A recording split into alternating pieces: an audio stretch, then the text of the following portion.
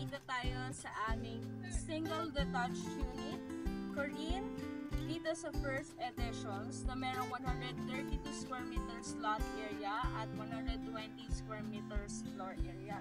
With balcony na po yan. So 3 bedroom, 3 toilet and bath with balcony na po ito. So tara tingnan natin yun do. By the way, pakita po natin yung facade natin, napakaganda. At ito pong unit na to ay special. Bakit? Dahil ito pa lang po ang first unit ni First Park Homes na single detached unit. So makikita nyo po dito, bakit detached? Kasi as you can see po, wala po tayong katabi, ka-firewall dito. Ayan. So wala tayong kadikit. So yun po yung tinatawag nating detached. Kapag tinawag natin siyang single attached, meron po tayong ka-firewall. So, napaka-special na itong unit. Pwede po tayo maglagay ng dalawang vehicle. So, pasok po tayo sa ating first floor. Ayan. So, napakaganda ng unit na to. Ayan. So, ang ganda ng unit na to kasi yung ventilation niya ay maganda kasi madami tayong windows. So we have 1, 2, 3, 4, 5, 6 windows dito sa first floor. So kapag mahangin po yan, kahit hindi na kayo mag-aircon dito. Tapos, ang kinaganda dito sa Korean ay meron tayong maid's room or extra room dito sa first floor. Actually, para siyang 4 bedrooms, 3 toilet and bath with balcony. So, meron din tayo ditong, tignan nyo po, ayan, may windows din. Ayan. So, ito naman yung ating service area. Pakita ko lang din po sa inyo. Ayan, makikita nyo, may differences po, no, between do sa mga pinapakita namin ng mga units. Ito po kasi is single detached. So, naka-built lang po siya na wala siyang katabing ka-firewall. Yan. So, dito yung ating kitchen. So, pwede nyo siyang ilabas. Tapos, yan. Ito yung dining set natin. Living area natin. And we have toilet and bath dito sa first floor. Yan. We have stock room. So, akit tayo. Ito naman sa ating, pwede nyo siyang buksan.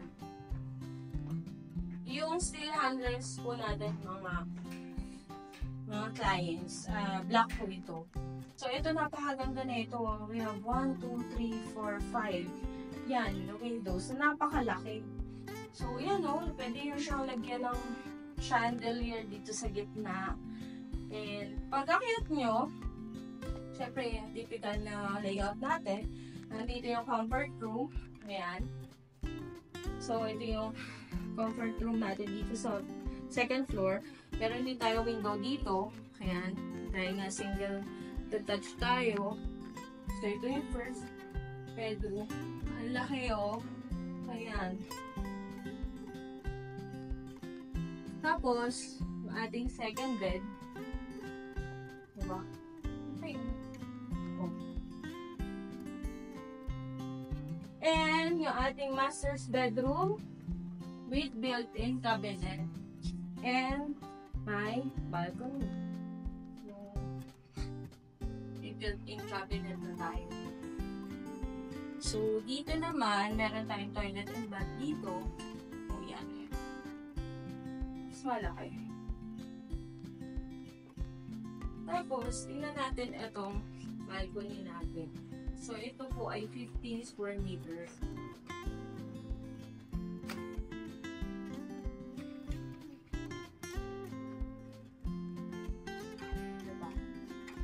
Okay, oh.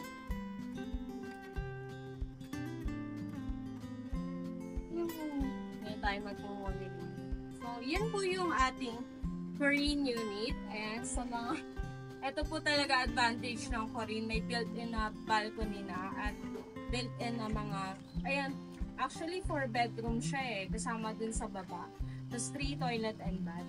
Kaya sa mga naghahanap po ng single detached unit, na malapit po sa Tagaytay, maaaring ito po makonsider nyo po ito. For as low as 50,000 pesos, makakapag-reserve ka na dito sa Corinne unit natin. And ito po ay free-selling mga Kapers Bahay, hindi po ito ready for occupancy. So, we have to wait. Ayan. Kaya sa mga kababayan natin, ito po ay installment-based. At nag-message po kayo sa akin for more details para masendan ko po kayo ng sample computation. At para sa mga kababayan natin na nag-a-ask po, andito po yung details ko. At maraming salamat mga Kapers Bahay. Again, this is Candy Marie Miralles, your International Territory Specialist ng First Park Homes. God bless!